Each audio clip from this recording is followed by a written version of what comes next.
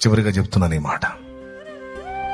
గతించిన గతాన్ని గురించి పదే పదే అనుకొని కొంతమంది అక్కడే కూర్చుంటారు. దేవుడు అంటున్నాడు, విశ్వాసం ఉందా?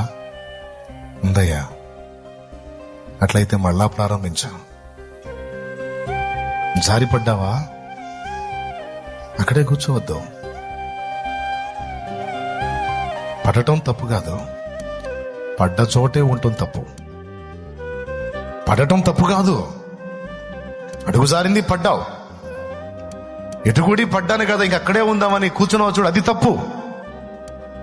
ఓడిపోవటం తప్పు కాదు, ఓటమిలోనే కూర్చుండిపోయావు చూడు, మళ్ళా గెలుపు కోసం ప్రయత్నించకుండా, అది తప్పు.